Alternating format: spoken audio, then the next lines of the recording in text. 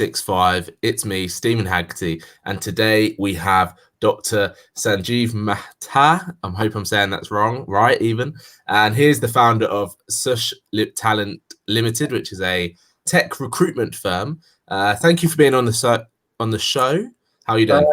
You're most welcome, Steven. I'm all right. Thank you. Thank you for having me. No, thank you. Sorry for the rubbish pronunciation. I know we just practiced it before, but it is what it is. True. So tell me, my first question to all my guests is literally, what is it you do? How did you get there? And what's going on in your world? So what is it you do? I think that's everything you need to know. That's it. Okay. So I am the founder of Sush Talent Limited, which is a tech recruitment firm. And I think to get to know about how I came about, so I'll give you some of the background about my journey, my life journey. So I am originally from India, and I came to the UK 10 years back, became a British citizen. But I have always been a finance and accounting student. Okay. So I'm a professional accountant, and I did PhD in finance. So that's why the title doctor. Yeah. And I was very keen when I was young. I was very keen to work within the banking or financial sector. Okay. So I started working in banks. So I worked with major banks in India. Mm-hmm. And I was the branch manager. I was in private banking. I was in wealth management. And then I went to Dubai to work with Citibank with them in private banking department. And I worked there for 3 years. And then I moved to the UK in 2010. 2009? 10? Okay. October 2010. 9-10. So October 2010 it was. Yep. So I came to the UK, and then because of my experience within private banking world, and because of my experience with the higher net worth client within offshore private banking, mm-hmm. I was picked up by Lloyd's Private Bank. And then I worked with them for 3.5 years in Jersey. Okay. So I didn't work in the mainland UK. I worked in Jersey for them because of my offshore experience. And then I went to work with a Swiss private bank, EFG Private Bank, for some time. And before I decided that, okay, I'm moving out of the banking sector, private banking sector, and I'm going to go into the IT sector. Okay. So when I moved to the IT sector, the first job I did was in the IT outsourcing company. Right. And I helped them set up and help them manage their clients and that kind of thing. So this is where it all began. Yeah, this is how it began 5 years back. Yeah. So 5 years. I moved to the IT sector as such. And I went to the Isle of Man, if you know where it is. Yeah. So I went to the Isle of Man and worked there for 2 years nearly, and then set up the IT subsidiary and IT outsourcing company.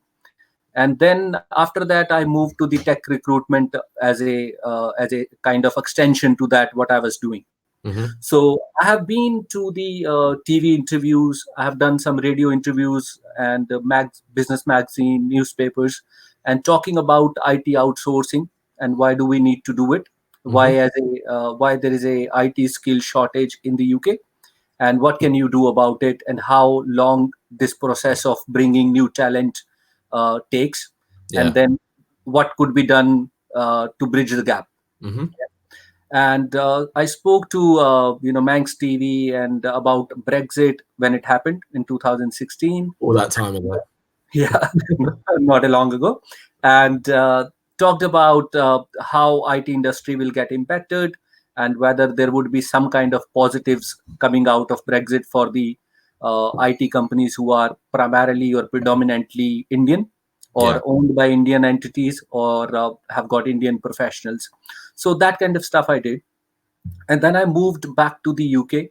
And when I was moving back to the UK, instead of moving back to London, and I stayed in London before, when I came to the UK in 2010, I came to London, kind of, that was the hub. So I went there as a first port of my move from Dubai to London. But when I was coming back from the Isle of Man and deciding on the place to go, so I didn't move to London. Okay, so I moved to Birmingham. Yeah. Just because I don't like the hectic lifestyle of London anymore. And Birmingham's getting more like that now, though. It is getting busier.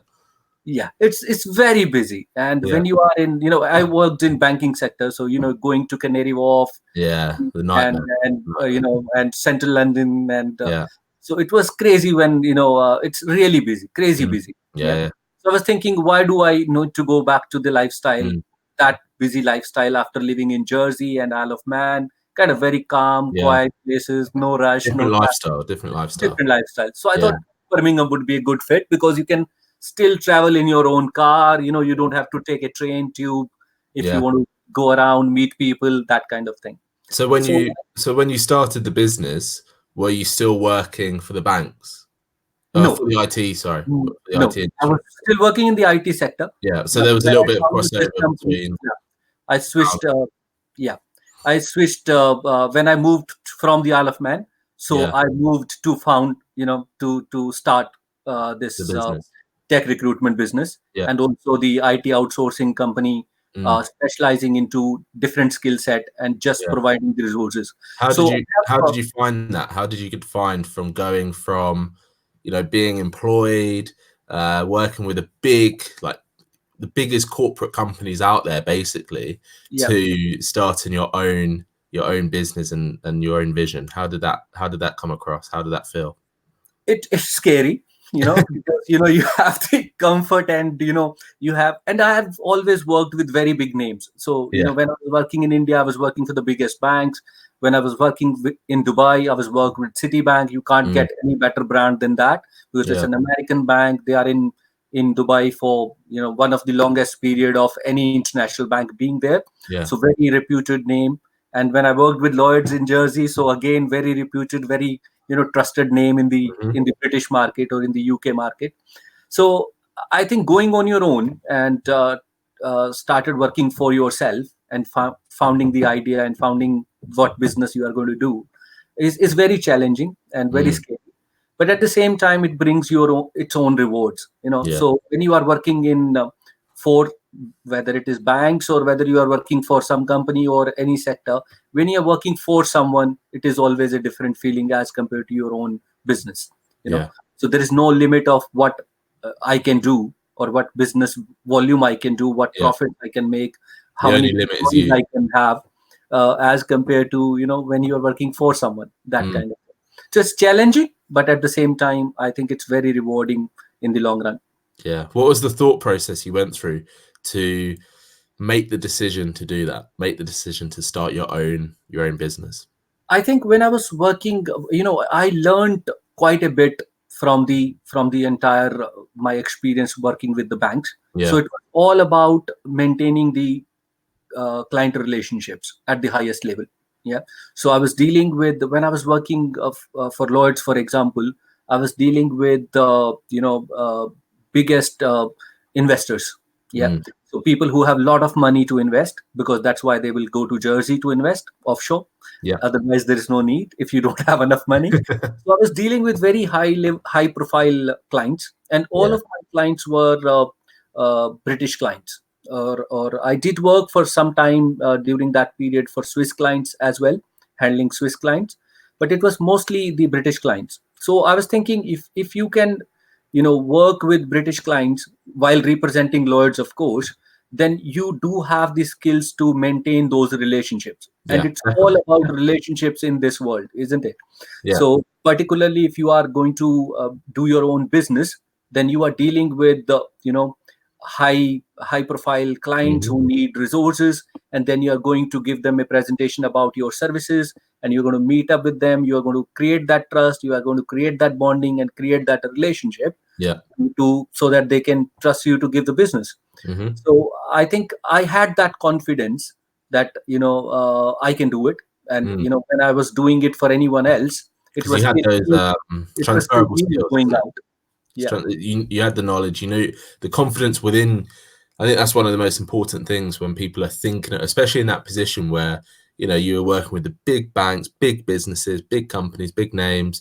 I'm sure you had a very nice salary to match those big names. And that's one of the things you have to think about when you have to have the confidence within yourself to walk away from that.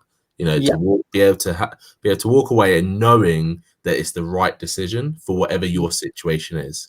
Yeah, true. And at that time I was thinking, of course the salary, leaving your salary is not an easy decision for anyone. And at my type of level where I was, it was a 6-figure salary. So it's not a small amount to leave, Yeah. And but I had the confidence that within it might, because I reached that level of when I was a director with the Swiss private bank. I reached that level after 20 years of working, whether it was in India, in Dubai, in Jersey, that doesn't matter. I reached that level of commanding that salary after 20 years of my work. And that's 20 years of constant hard work as well. Yeah. And you have to really study hard. You have to really act smart. You really have to be on the top of everything, every news, every the kind of money you invest for clients. So you need to know what is going to impact in the entire world. Whatever massive responsibility. So it has a massive responsibility to act in the interest of the client, and that those kind of things. So I was aware of that when I'm leaving that kind of salary, I wouldn't be able to make that kind of money from the business from day one. It's not possible. Yeah. We hope, but it's let's be a little bit realistic. I was there, I reached that level after 20 years to command that kind of salary and bonus and everything else. So I knew that from the day one, it won't be as, it's not that I would start making that kind of money on a month-to-month basis from the day one. I was aware of that. But I also knew that it won't take long to go to those levels, go back to those it's levels. Not going to take you another 20 years. Yeah, it's not going to take you another 20 years. It will be much shorter because, you have learned so many things and you are much wiser. And also when you are doing the business, it just takes few good clients to make that kind of money or make that kind of business. Yeah. So I was aware of that. So it is challenging to think about it. But yes, if you have the confidence in your abilities and you know what you're doing and your business model is strong, you have a plan, how you are going to go about getting those clients, how you're going to get those relationships, and then what business is it? Of course, that also matters. And IT sector is a very growing sector. We all know that. There's a lot of skill shortage in the UK. So there is a huge demand for IT professionals at a very senior level. And I was lucky to have, made those relationships already at a, in different companies. Yeah, so you're one step ahead. Yeah, it's and those relationships are what is the new foundation of your business. Yeah, exactly. You've spent the last 5, 10, 15, 20 years building them up, doing the hard work, because that's one of the hardest things sometimes, building that relationship up.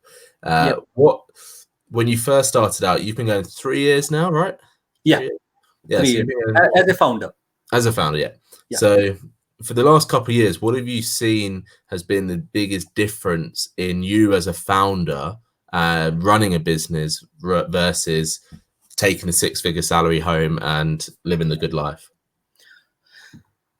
I think the biggest is that, when I was working, that kind of feeling used to happen maybe after 6 months, after, something like that. After 6 months, 1 year, you feel that kind of rush that you are doing something really, really important. Yeah. But when you're doing your business, that rush could be every week. Okay? So when you close a deal, when you place a person, when you're speaking to a person who is going to get a 6-figure salary, and he has gone through you to the company to work for, it's you get that high of achieving something very quickly as compared to getting a bonus every year. Put it that way. So that high of achieving something or feeling of achievement is I think very quick, or it could be quicker as compared to salary or as compared to job.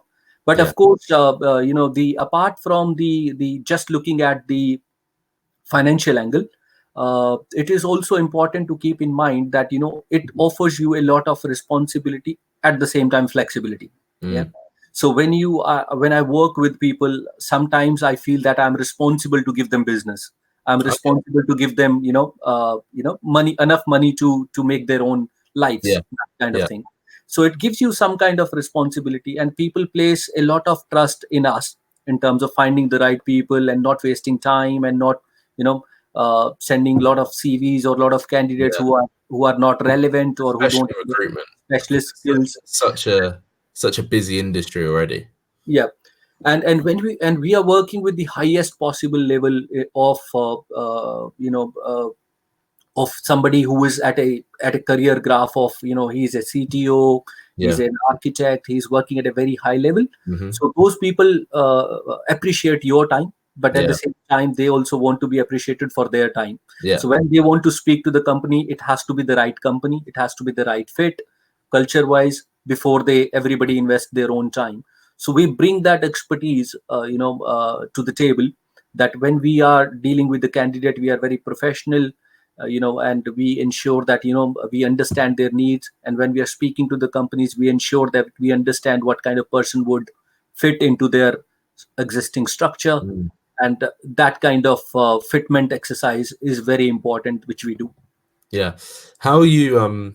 So I actually ran my own recruitment company a couple of years ago as well. So, the recruitment industry is quite known to me.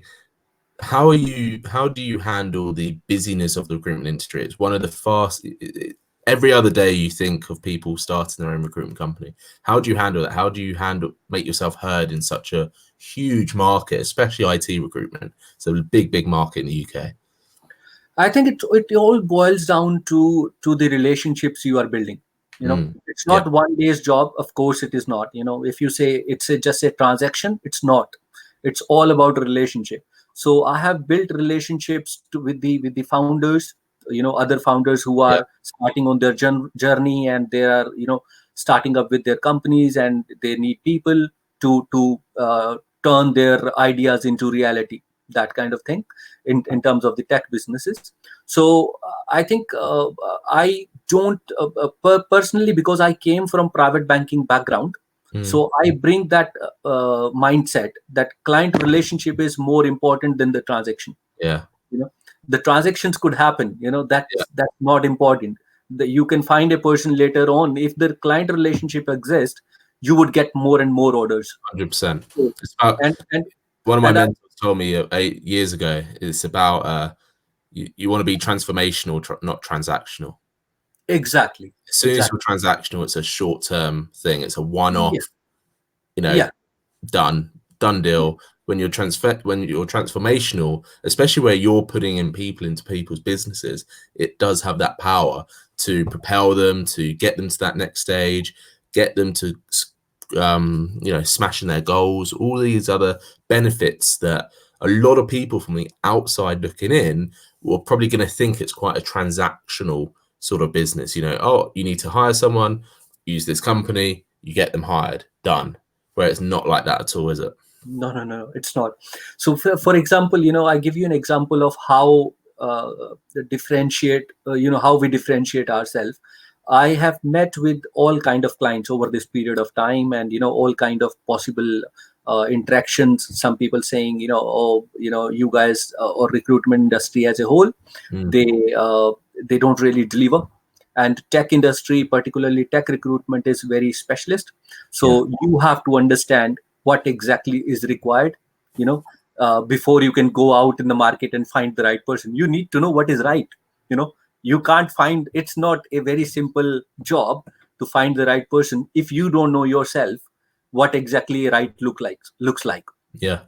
So I have placed, like, I'm quite a big network. I have got a good network of on LinkedIn as well, and I've got 7,000 plus followers. And I was checking, you have got 16,000 plus or something, isn't it? I'm So winning. I'm I winning. so I don't meet many people who have got better network than me. That's good achievement on your Thank on you. your side. So these people, I have got some recommendations on my LinkedIn profile, and I don't ask everyone to give the recommendation, because it becomes too many. Yeah. So it's like everyone is giving recommendation who gets placed by us. Yeah. That's not the point, isn't it? So one of the client was struggling to find a very junior Python developer. Yeah. And they've got a company based not in the city, not in Birmingham, so it's a little bit far from Birmingham. So when you are a little bit far from the city, or half an hour, 45 minutes from the city, actually you would have less people interested in joining you because of the travel. Yeah. And you are a small company, it's not a massive company as well. So it's not that everybody knows their name, it's not like that. So they've got a team of maybe 15, 20 people, 30 people now, but they are not world renowned company wherein everybody want to work. So they were struggling to find the developer through other recruitment agencies. I met the guy, and in an event, and he said, there is no, we don't really get enough through recruitment in recruiters like tech recruiters, and we have not got the good experience. I said, don't worry about that, tell me what you need and we will change that. And we actually did. So we sent him only 5-6 very selected candidates, and he was really impressed with the everyone. So he spoke to all 5 or 6 and he selected one, and he asked him to join, and he joined. So he was saying, he gave the recommendation on LinkedIn and saying that, other people, they took 3 to 6 months to give me the candidates. And that also sometimes 1, sometimes 2. And you promised me that, you will send the candidates within a week. We did that. So, and within a week, he was on to the interview stage, with the candidates, and then second interview in 2 weeks time. And within 3rd week, 4th week, the person was able to offer, he got the offer. So I think I bring that mentality of having that client relationships at the forefront. What exactly is needed, so what exactly is needed? If they need quickly, if they need somebody to join in 2 days time, I can do it. It doesn't matter. It doesn't matter what skill set you need. If you say, if my clients need the person project manager, for example, they need it within a week, I can arrange it. You go to big recruitment agencies, they can't. How much harder do you think your life would be right now if you didn't have the knowledge and the experience of building relationships? I think without that, this business, I would not be able, if I would not have been doing this business, because or you'd be struggling a lot. Yeah. So I wouldn't be doing a good job then. One of the things you said to me, which on your little pre-form, so I always send my guests a little pre-form so I get some information about them.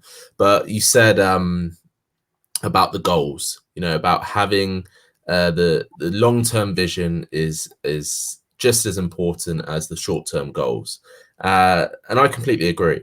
And the reason I agree is because you use the word vision, right? And I think this is where a lot of people go wrong, and I'd be really interested to hear your thoughts on this, where people go and they go, what's your 5-year goal? And a goal is something a little bit more in place, a little bit more cemented and realistic. Whereas a vision is something a little bit more blue sky, a little bit more up there. And when you combine that way round, like you said, having a long-term vision with the short-term goal, personally, that's how I work with all my clients, and I see the greatest success rate from that. But have you always thought like that, or is this something that has been developed even more over time since you started the business? I think the basics of this philosophy was there in my earlier banking days, private banking days, because as a private banker, when you go and meet up with the people who have got a lot of money to invest, okay, they are not going to trust you with a £5 million check. They won't. They will want to start with, let's say, okay, invest my £100,000. They want to test you, don't they? And let's see, they will test you. So that's how and people sometimes who were looking for short-term goals, they'll say, oh, he has invested only £250,000, is not good. And I will say, not good is it's not the right approach. He is just testing us. So he's just testing our skills, he's testing the processes, he's testing the efficiency of the processes. And then if he trusts us, then we could be managing his whole money, which we don't know what it is. It could be 5 million, it could be 10 million as well. So it's like, it could be 100 times than what he has initially invested, or it could be 10 times. We don't know. So that philosophy of having a longer term vision for the client, of course, and also for the relationship is very important. So in my business, I don't just focus on saying, let's do this transaction this month, or let's get that figure done and job done. It's not like that. So of course we need to focus on long short term goals to keep achieving the revenue we want to achieve. But at the same time, having that longer term vision that we want to focus on having 5 new clients every year. Yeah. So that 5 new clients is not specific to what would be the transaction, what would be the short term revenue from it. It's just a number saying, if I want to add 5 more clients this year, how do I do that? Yeah. And if I will do that, how many relationships I need to build, and how many successful people I need to meet up, and who are in the right place to hire. And how often are you checking in on that? How often are you creating these visions and these goals for yourself in the business? I think every 6 months, I review where we are as a company, where we are going, and how many clients have we actually able to establish, and how many more in the pipeline. But I think every month I do check where we are. Yeah. So every 6 months I sit down and say, yeah, where we are, how many presentations have we done, how many clients have we acquired, how many placements have we done, and what new relationships have we formed, which are going to generate returns for us within the, let's say, next 5 years, 7 years, 10 years. So relationships like, and also I always keep in mind that, it is not about how small the client is as of now. So I've met a company who is giving you an example of one of our client. They've got a team of 100 developers, roughly 100 developers in Oxford, and they have been in existence for 20 years, nearly. Very established name, very established processes. They work with the government, and they also do very large council projects, public sector projects, private sector projects. They do that, and we got involved with them by supplying a very small junior person to start with. But now I see that relationship growing, not in the 1 year. They have been in the business for 20 years.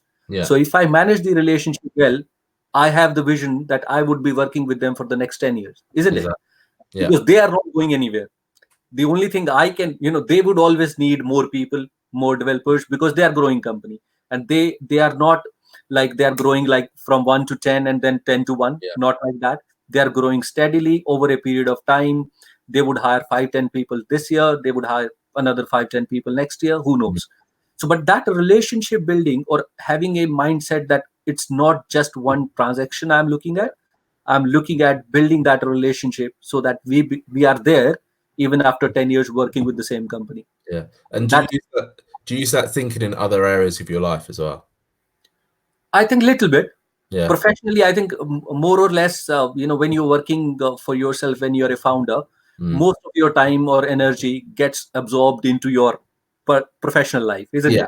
Because without that, you can't create business. It's a tricky one sometimes to manage. Yeah. So I think personal life wise, a little bit that thinking does go in that in the personal areas as well. Yeah. So it brings me nicely onto, where do you want to take your business? Where do you want this to go? And how have you figured that out? I haven't really figured that out yet. I wouldn't say I've got a perfect picture of what, where this can go. But this can go, in the next, let's say, few years itself. It could expand a lot, exponentially, I will say. We, we got impaneled on the UK public sector platform last year. Okay. I have been working with them for some time now, but as our company, as a founder of my own company, so we got enrolled on that panel only last year. Fantastic. And, which is a big deal. Of course, the UK government has got a lot of stress on involving small businesses, apart from just giving the business to the big company and then forgetting about it. So they've got a lot of focus on involving SMEs, because smaller companies like us, they bring a very unique or very different approach to what we do.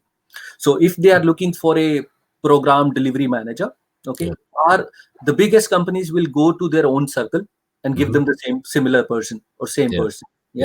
But with smaller companies, we would go out in the market, and we might be able to find a person who has got a very different, unique, and very suitable experience. And that might act as a as a person who can change the thinking of the department if it goes in. Massively. Because So, you're a and smaller business, which means you have much more flexibility in how you work and how yeah, you find candidates. Whereas yeah, if you take, Michael Page, for example, huge recruitment business. The first thing any recruiter is going to do there is just look at the database. Like you said, yeah, look at exactly. the same people. Whereas Yeah, you're taking much more of the almost a traditional headhunter approach, yeah, where you're going yeah, out, finding these people, you're conversing with these people and discovering what they want as a candidate. So, are they happy in their job, or etc., and pairing it that way, which is so much better. yeah. And also, the innovation in the tech sector is a very much a game of mind, isn't it? Mm. So your experience is very important, but at the same time, you're thinking about what is going to come next Yeah. is very important Yeah. as well. So people who have got that innovative mind, and they can conceive ideas, they can think about using artificial intelligence, machine learning, or linking different IT sectors together, they could actually deliver the projects in much efficient way, Yeah. rather than a person who is coming from the same background. He has always worked on those systems. He only knows those systems. Yeah. A bit He goes stagnant. and deliver those systems. That's it. So Yeah. he has not used any other innovative approach. So when we are bringing fresh people, fresh talent to the table, so those people are sometimes really have got innovative ideas to do stuff, Yeah. or get things done. Amazing. And for you for you as a founder, what made you want to carry on? What made you want to keep growing this business rather than get into that stage where you could probably be quite comfortable at a certain level, and have your current clients give you a certain amount of income per year or a certain amount of business per year? What's the desire for you to make this grow even more? Where does that come from? I think the if I was I would have been happy about the income side of it.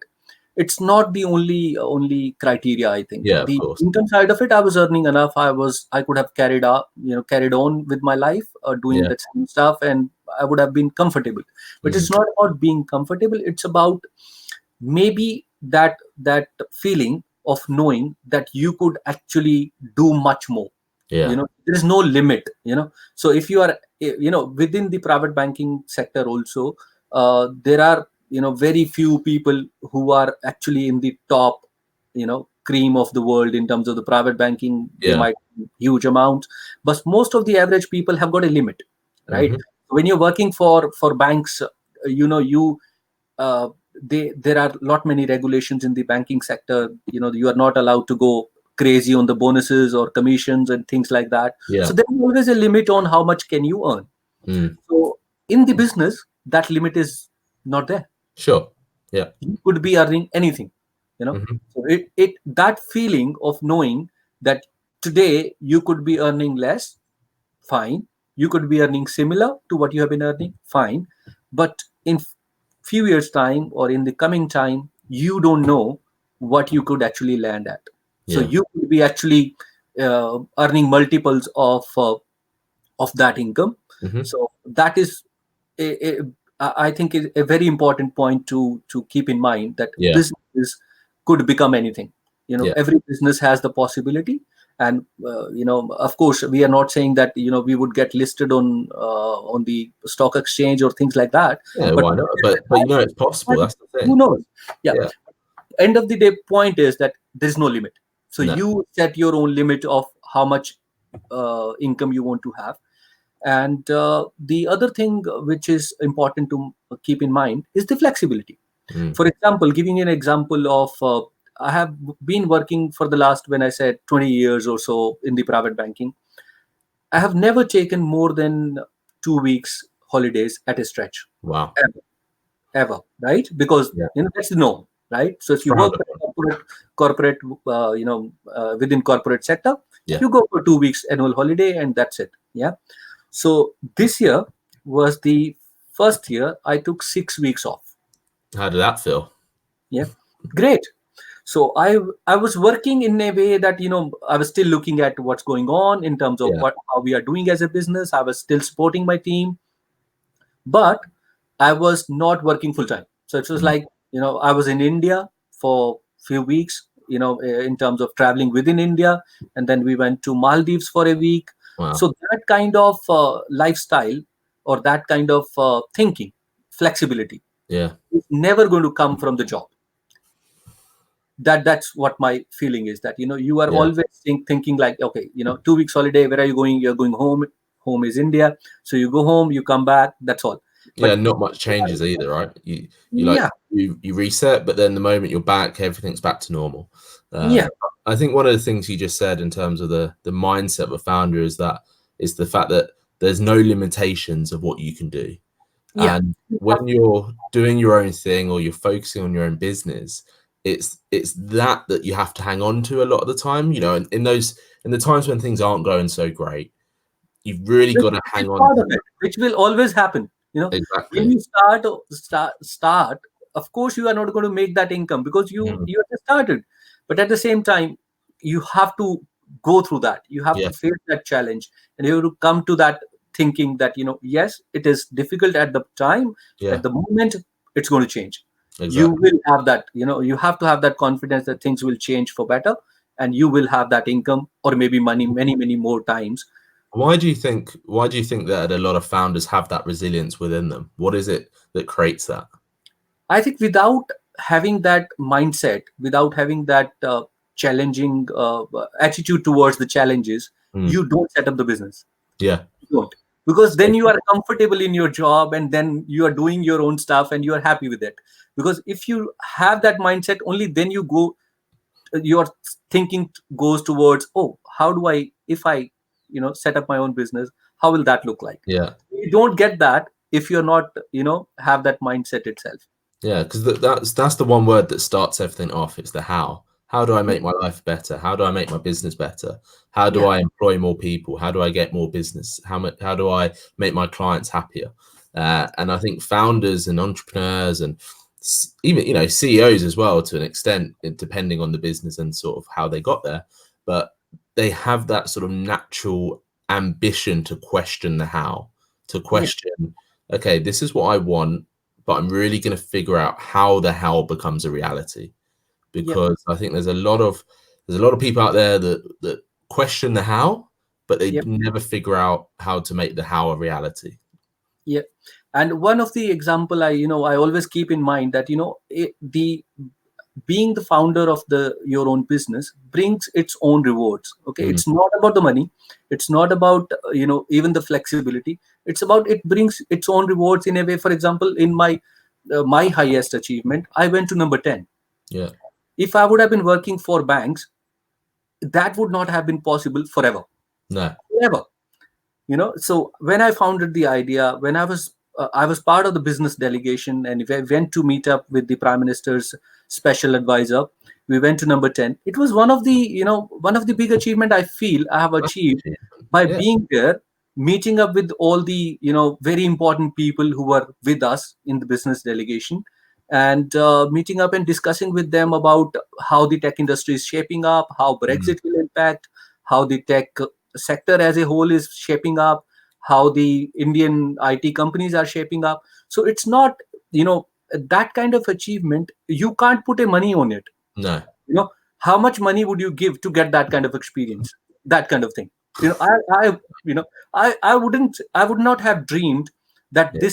this thing could have been possible in such a short span of time.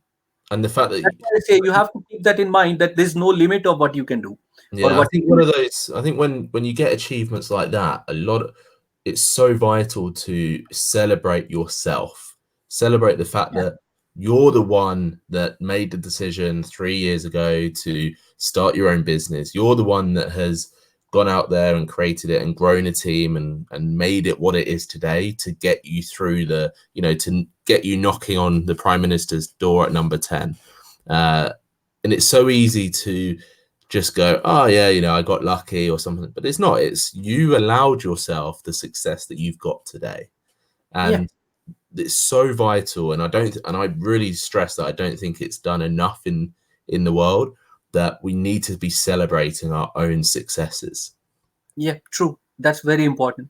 One of the other example I was thinking, I did my first TV interview, not a long time, when I was said in 2016. I would not have thought while working for Lloyds Bank that they would be asking me to go on TV, and they would even allow it.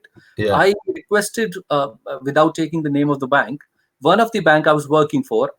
Because of my interest in writing, and because of my interest in accounting and finance, Yeah. I asked for a approval to write an article in a business magazine. Yeah, and that approval never came through. That approval never came through because I was writing, and they said if somebody Googles your name, they will know that you are working for us. Yeah. So if you put your name under an article, they will say Right. take it from a bank's view rather than your view. Yeah, exactly. Said, it's a fear aspect. Yeah. And when I feel that way, then I did my TV interview without asking anyone, without thinking about it, without actually, That's freedom aspect. that's the kind of difference you feel, that you can do anything you want because Yeah. it's your own business, and you carry the burden or the responsibility of showing your own brand. Yeah. Exactly. The way you want to portray. And that's one of the biggest changes I think I've seen in a lot of my clients when they've gone, especially the startup clients rather than the clients that are a little bit further on. It's that acceptance of the freedom to make the path what they want it to be. And then it's okay, now let's go make the path. First you have to accept you can do it, and then you go and do it. And then you prove to yourself and you prove to other people, although that part of it's a bit irrelevant, really. It's about proving to yourself and allowing yourself that success. But I really want to end on what I ask every single guest is, what if, for anyone listening in, whatever stage they're at in business or life, what are 3 tips that you can give them to, maybe help them question that how? That's very difficult. So you want me to give some tips on three tips that anyone listening can benefit from. Okay. The first and foremost, I think I'll go back to the same thing. Look for long-term vision. Just don't focus on short-term goals and achieving short-term income. So look for, as big as you want to, but look for a very long-term or very big vision for yourself, for your company, for the idea. Okay. That's number 1. Number 2, I'll say the most important point is not how much money you make. The most important point would be how many relationships you make. Okay. So wherever you are going, you are carrying your own brand. So you are carrying the responsibility of showing in the best of light, your own personality, your own brand. So start thinking about, not about saying, oh, how much money I have made this month or this year or this 6 months. Just start thinking about how many relationships I'm making and whether those relationships are good enough for you to carry forward, and whether you think that you need to work on those relationships or creating more relationships. I think that is very important. And the third point, I think I'll say the how you want to focus on your business. Accept that it is only you who is going to do that. So when you are in corporate world, there are people guiding you on how to do things. And when you are working on your own, so you are the focus point and you can decide how you want to do things. So put enough time in thinking of what you want to achieve, how you want to achieve, and review it. Reviewing that is very, very important. I'll say that you are on a longer term path, but have you digressed from there? Have you actually followed your own path which you thought that you would? So of course some or the other turns will come. Some way you will feel okay, this way looks better, you will take it, it's fine. But at the same time, definitely review it, where you are going, how you are going, how you are doing. I mean, considering I threw that question at you, those are 3 amazing, solid answers. So thank you so much for that. And thank you so much for coming on the show. If anyone wants to contact you or connect with you, what's the best way they can do that? I think if they Google my name and company name, Sush Talent Limited, so LinkedIn should be fine. That's best. Excellent. And I'm on Facebook, I'm on LinkedIn, I'm on Twitter with the same You're name, everywhere. You're everywhere. credentials. Yeah. So feel free to connect. Thank you for having me. Really, really appreciate it. Thank you for being on. This has been Founders365, and this has been episode number 9. So we're nearly at the number 10 mark. Let's do this. Thank you, everyone, for listening. Thank you.